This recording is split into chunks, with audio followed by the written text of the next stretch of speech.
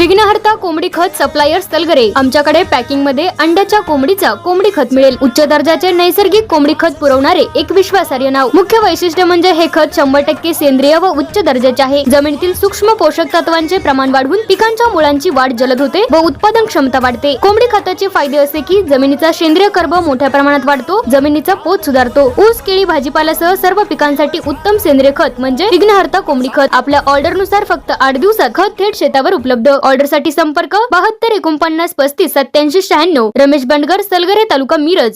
प्रत्येक बातमीतील घटनेच्या वास्तविकतेची तुलना थेट पाहत रहा चांगली अपडेट। पायाप्पाची वाडीत नागपंचमीचा उत्साह। पंचलिंग मंदिरात 35,000हून अधिक भाविकांनी घेतला दर्शनाचा लाभ। मंदिर परिसरातील वाळू घरी नेण्याची अनोखी परंपरा।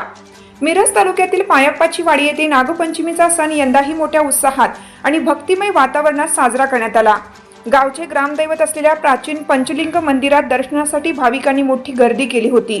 नागपंचमीच्या निमित्ताने सीमा भागातील विविध गावांसह परिसरातून तब्बल 30 ते 35,000हून अधिक भाविकांनी पंचलिंग देवाचे दर्शन घेतल्याचे ग्रामस्थांनी सांगितले। दिवसभर मंदिर परिसरात भाविकांच्या लांबच लांब रांगा लागल्या होत्या। पायाप्पाची वाडी हे गाव प्राचीन धार्मिक परंपरा आणि विविध रंजक श्रद्धा परंपरांसाठी परिचित आहे। गावातील पंचलिंग मंदिराला मोठा धार्मिक वारसा लाभला असून या मंदिरात 5 शिवलिंगे असल्याने या देवस्थानला पंचलिंग हे नाव रूढ झाल्याचे ग्रामस्थ सांगतात। मंदिराच्या गाभाऱ्यात 4ही दिशांना 4 शिवलिंगे असून मध्यभागी मुख्य देव असलेले 5वे शिवलिंग आहे। त्यामुळे या मंदिराचे धार्मिक महत्त्व भाविकांच्या दृष्टीने विशेष मानले जाते। नागपंचमीच्या दिवशी पंचलिंग मंदिरात पहाटेपासूनच धार्मिक विधींना सुरुवात झाली। पंचलिंग देवाची विधिवत पूजा, अभिषेक आणि आकर्षक धार्मिक सजावट करण्यात आली होती। दर्शनासाठी सकाळपासूनच भाविकांची गर्दी वाढत गेली। मंदिर परिसरात भक्तिमय वातावरण निर्माण झाले होते। सीमा भागातील अनेक गावांमधून भाविक पायाप्पाची वाडी येथे दाखल झाल्याने छोट्याशा गावाला यात्रेचे स्वरूप प्राप्त झालं होतं। पंचलिंग मंदिराशी संबंधित अनेक श्रद्धा आणि आख्यायिका आजही ग्रामस्थ व भाविकांमध्ये प्रचलित आहेत। पूर्वीच्या काळी सर्पदंश झाल्यास मंदिर परिसरात त्या व्यक्तीला आणल्यास या सापाचे विष उतरत होते असा समज होता। त्याचबरोबर सध्याही मंदिर परिसरातील वाळू घरी अथवा आपल्या परिसरात नेऊन टाकल्यास साप किंवा नाग त्या ठिकाणी फिरकत नाही अशी भाविकांची श्रद्धा आहे। त्यामुळे नागपंचमीच्या दिवशी मंदिरात दर्शनासाठी आलेले अनेक भाविक मंदिर परिसरातील वाळू श्रद्धेने आपल्या सोबत घेऊन जाताना दिसून आले। या श्रद्धेमुळे नागपंचमीच्या दिवशी मंदिर परिसरातील वाळूला विशेष महत्त्व प्राप्त होतं। वर्षानुवर्षे ही परंपरा सुरू असल्याचे ग्रामस्थ सांगतात। श्रद्धेचा हा अनोखा पैलू पंचलिंग मंदिराच्या वैशिष्ट्यांमध्ये भर घालणारा ठरतो। धार्मिक इतिहासात संत परंपरेलाही महत्त्वाचे स्थान असल्याची ग्रामस्थांची श्रद्धा आहे। संत नामदेव महाराजांना याच गावात आणि या परिसरात अनुग्रह प्राप्त झाला होता अशी मान्यता सांगितली जाते। त्यामुळे गावच्या धार्मिक परंपरेला अधिक ऐतिहासिक आणि आध्यात्मिक महत्त्व प्राप्त झालं आहे। गावाच्या नावाबाबतही स्थानिक पातळीवर एक आख्यायिका सांगितली जाते। पायापासून गावची निर्मिती झाली म्हणून पायाप्पाची वाडी हे नाव पडल्याचे ग्रामस्थ सांगतात। तसेच मंदिरात 5 शिवलिंगे असल्याने भाविकांनी पंचलिंग हे नाव रूढ केलं असल्याचेही ग्रामस्थांच्या वतीने सांगण्यात आले। छोट्या गावात यात्रेचे स्वरूप नागपंचमीच्या निमित्ताने दरवर्षी पायाप्पाची वाडी येथे मोठ्या प्रमाणात भाविक दाखल होतात। यंदाही भाविकांची संख्या मोठी असल्याने मंदिर परिसरासह गावातील प्रमुख मार्गावर मोठी वर्दळ पाहायला मिळाली। दर्शनासाठी भाविकांच्या लांबच लांब रांगा लागल्या होत्या। अनेक कुटुंबांनी नागपंचमीच्या निमित्ताने पंचलिंग देवाचे दर्शन घेऊन पूजा अर्चा केली। प्राचीन श्रद्धा, पंचलिंग मंदिराची वैशिष्ट्यपूर्ण रचना, संत परंपरेशी जोडलेली मान्यता आणि नागपंचमीशी संबंधित विविध धार्मिक परंपरा यामुळे पायाप्पाची वाडीच्या यात्रेला दरवर्षी विशेष महत्त्व प्राप्त होत आहे। छोट्याशा गावातील हे प्राचीन देवस्थान सीमा भागातील हजारो भाविकांचे श्रद्धेचे केंद्र बनले असून नागपंचमीच्या दिवशी येथे निर्माण होणारी भक्तांची मांदियाळी ही या धार्मिक वारशाची साक्ष देणारी ठरली। हॅलो, रामकृष्ण हरी। पायाप्पाची वाडी गावामध्ये हा देव भक्तीला पावतो भक्तांना लगेच। तरी पण आम्ही आता इथे 25 वर्ष झाले महाप्रसाद, लाडू, खाजी असं वाटप करतोय।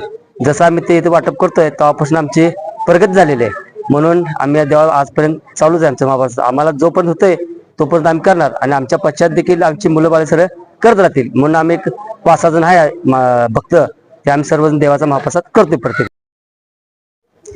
नमस्कार. आपण आता सध्या पायापाचीवाडी गावात आहे. मी पायापाचीवाडीच्या गावाचा एक नागरिक आहे. ते आपले सगळे पायापाचीवाडी गावातील ग्रामस्थ आहेत. आज पंचलिंगाची यात्रा आज भरलेली आहे. नागपंचमी निमित्त आपल्या इथं गावामध्ये पंचलिंगाची यात्रा भरलेली आहे. भरपूर लांब लांबून आपल्या इथं भाविक येतात. विशेष करून लिंगनूर आणि खटाव या गावचा हा कुलस्वामी आहे. त्यामुळे इकडं लिंगायत समाजाचं पण येण्याचं जास्त प्रस्थ आपल्या ह्या मंदिरामध्ये आहे.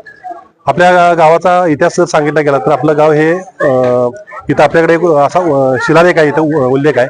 त्यामध्ये शके 1000 असा तिथं कोरीव एक हे आहे.